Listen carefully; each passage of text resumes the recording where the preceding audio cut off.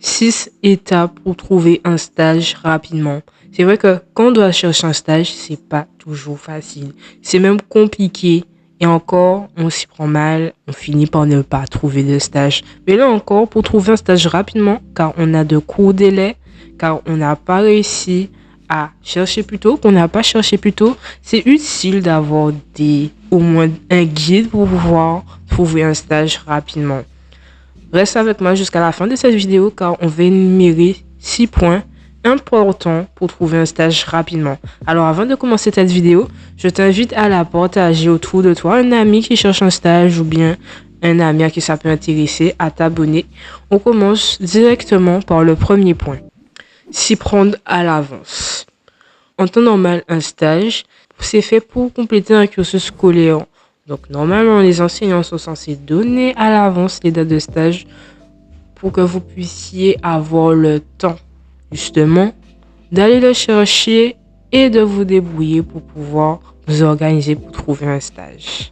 Mais quand on ne s'y prend pas à l'avance, qu'est-ce qui se passe? À force de repousser, j'aurai pas le temps alors que vous avez déjà la date. Au lieu de vous organiser, vous allez perdre du temps pour un stage et sache que vous n'êtes pas les seuls à chercher un stage car le stage est maintenant répandu, que ce soit des troisièmes, que ce soit des élèves en baccalauréat professionnel ou bien d'autres encore car il y a aussi en études supérieures. Enfin, beaucoup de personnes cherchent un stage et beaucoup commencent à comprendre qu'il faut s'y prendre à l'avance. Mais ce n'est pas le cas de tout le monde. Donc si vous faites partie de ces personnes qui s'y prennent à l'avance pour trouver un stage, vous aurez plus de chances d'être en priorité. Même si, par exemple, on est en novembre, on est en décembre, même si on est en novembre, ça serait bien de pouvoir anticiper pour commencer à chercher un stage. Si votre stage est, par exemple, en février, en mars, en mai, car par exemple, les vacances de Noël, il y aura des vacances où les personnes vont prendre leur congé et ne seront pas là. Donc, c'est aussi à vous d'aller demander un stage en avance pour être sûr d'être sur la liste, de pouvoir au moins garder une place et vous en assurer. Par contre, comment on fait pour garder sa place si on ne sait même pas où chercher? C'est là le deuxième point. Comment chercher un stage? Justement, vous avez des plateformes comme Page Jaune en fonction des secteurs. Vous avez également dans votre ville où vous habitez, si vous habitez en ville ou bien à proximité d'une ville. Quand vous passez en ville, vous pouvez faire du repérage, regarder un petit peu les panneaux d'affichage, vous renseigner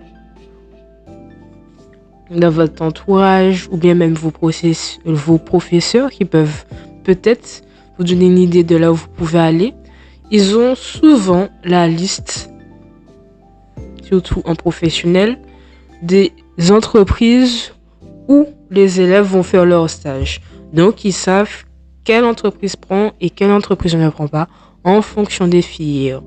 Donc, normalement, votre école est censée vous aider pour trouver un stage. Donc, vous pouvez leur demander, mais là, c'est vraiment en dernier recours. Vous avez Page Jaune où vous tapez, par exemple, si vous voulez faire un stage en administration, vous allez taper société, par exemple, de Page Jaune, etc. Vous allez finir par trouver des entreprises où il y aura forcément des secrétaires administratifs. Là, il n'y a pas besoin de taper de nom forcément de secteur. Mais si c'est par exemple une entreprise que vous recherchez qui a pour service ce que vous voulez faire, là, vous allez taper l'objet de ce que vous voulez faire. Par exemple, si c'est informatique, maintenant c'est informatique. Si c'est économie, vendeur, quelque chose comme ça, vous allez taper ce que vous recherchez. Par exemple, dans le stage, ça vous donnera quand même une idée ensuite de ce que vous allez taper en mots-clés sur Page Jaune ou bien même sur Google, c'est possible. Mais c'est plus sûr de connaître à l'avance une entreprise. Et si vous ne connaissez pas, de regarder quand même les avis pour voir si c'est quand même des personnes réglo. Mais quand on est vraiment désespéré, on va appeler. Et là, on ne peut pas faire ça à l'arrache. Donc, vous allez avoir besoin de carnet où vous allez faire des recherches. Vous allez noter, en fonction de ce que vous trouvez, le nom de l'entreprise, le numéro de téléphone, si possible la ville, comme vous voulez, en fonction de vos disponibilités, enfin, de vos capacités à vous déplacer. Et au fur et à mesure, quand vous noterez, vous chercherez, vous allez noter chaque nom d'entreprise, numéro, coordonnées, ce que vous voulez de l'entreprise. Et vous pourrez même aller demander au professeur les coordonnées d'entreprise ou bien à des élèves qui ont fait, par exemple, la même filière que vous, ont fait un stage précédemment, vous le savez. Vous savez qu'ils ont fait un stage, vous savez qu'ils sont de la même filière. Et bien, allez faire eux. C'est une erreur que vous faites aussi, qui pourrait vous faire gagner en temps. On y vient, c'est préparer un CV, lettre de motivation. Alors, vous allez me dire pourquoi. Parce qu'on n'a pas forcément le baccalauréat, on va aller chercher un stage, peut-être même que vous êtes en 3e. Quand vous vous déplacez pas pour aller contacter une entreprise directement, on ne va pas vous prendre comme ça. Non, parce que déjà, ils ont besoin de savoir à qui ils s'adressent et qui demande à faire un stage en entreprise. Donc, c'est vous qui allez demander une faveur à l'entreprise. Et là, ils ont besoin de savoir à qui ils s'adressent. Car, comme tout le monde, personne n'a envie de prendre contact avec quelqu'un à qui on ne peut pas faire confiance. Donc là, vous allez prendre les devants. Vous allez faire votre CV, votre lettre de motivation. Donc maintenant, avec Canva, on peut faire de beaux CV. Mais l'important, c'est pas faire de belles choses quand même.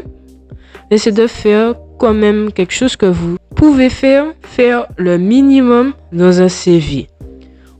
Vous pouvez également faire, et on va sûrement vous le demander, une lettre de motivation.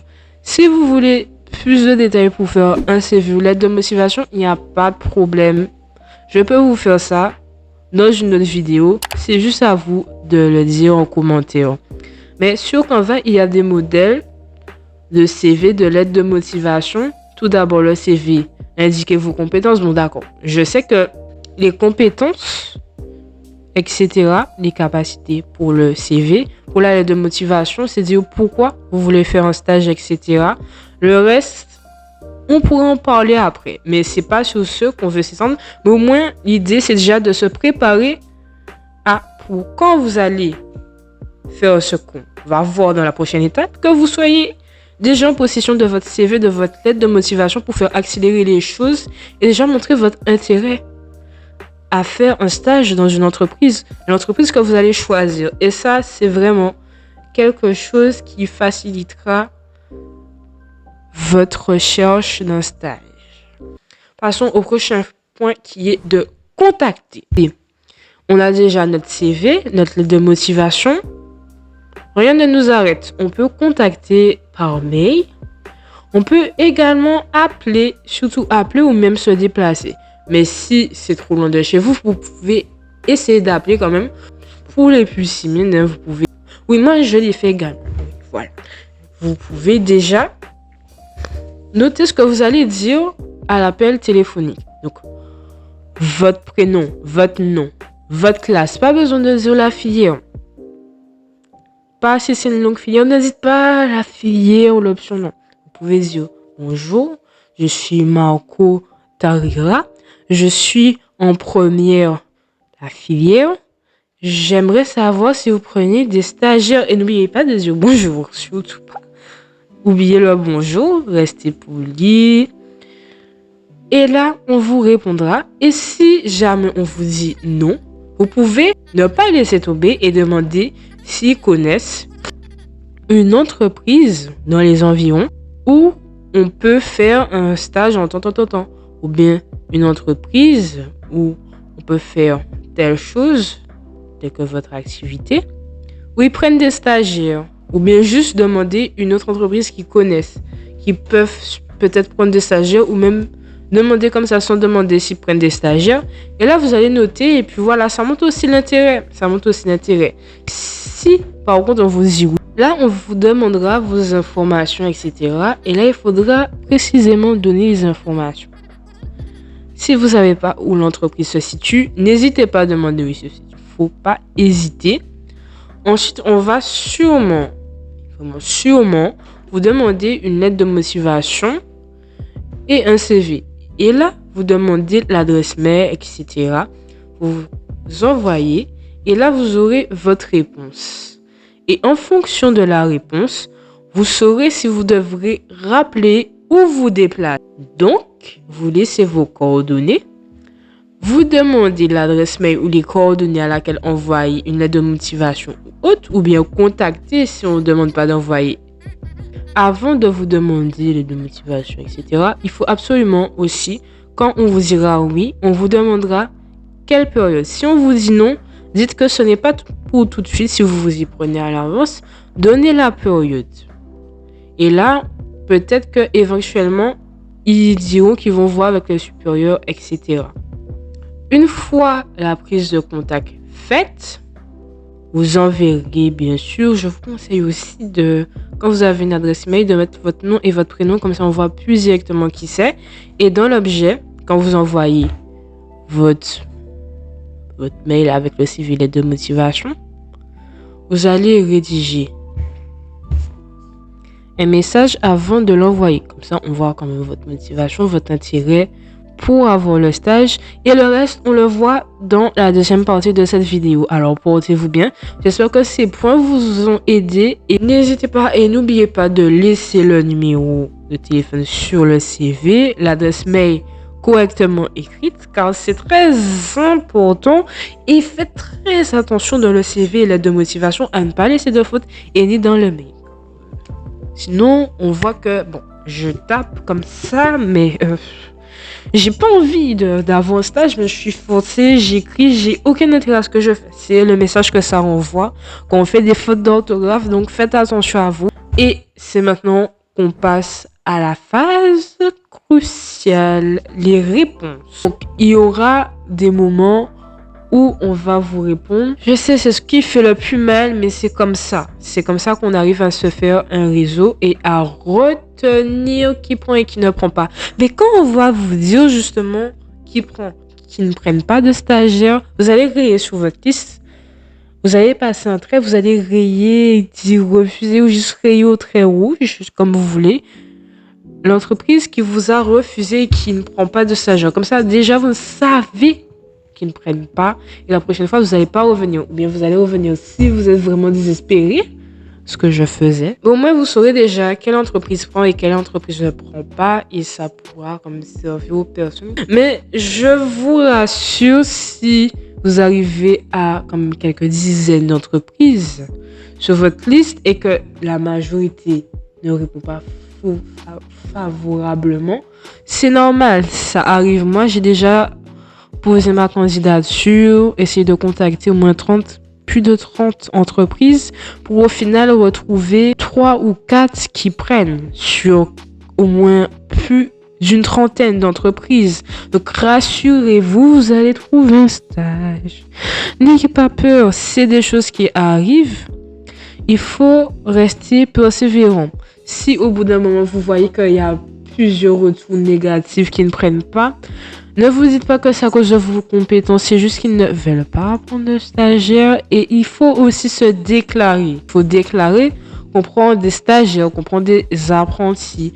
Donc, s'ils ne prennent pas de stagiaires, c'est pas que forcément ils ne veulent pas du tout. C'est juste qu'ils ne peuvent pas en prendre. Ou bien que la société, l'entreprise dans laquelle vous vouliez faire vos stages ou vous déposez votre candidature ne peut pas du tout prendre en charge un stagiaire parce qu'ils n'ont soit pas le temps, soit pas les équipements nécessaires, pas les ressources nécessaires. Et que si vous allez là, vous allez vraiment ne pas pouvoir préparer un bon dossier. On a trouvé le stage, mais comment assurer un stage pour son dossier scolaire ou même pour avoir une bonne expérience de stage, surtout quand c'est son premier stage. C'est à vous de me dire si vous voulez qu'on en parle dans une autre vidéo. Que je vous parle quand même de... On fait tous des erreurs, mais il y a vraiment des erreurs qui peuvent coûter cher. Donc, on se voit une prochaine fois. N'hésite pas à partager cette vidéo, car je suis sûre que ça peut aider un proche à toi, un ami à toi, ou même partager ça sur le groupe de Douglas, car c'est pas toujours facile de trouver un stage pour tout le monde, donc ça pourrait bien dépanner. Alors, je te dis à bientôt pour une nouvelle vidéo.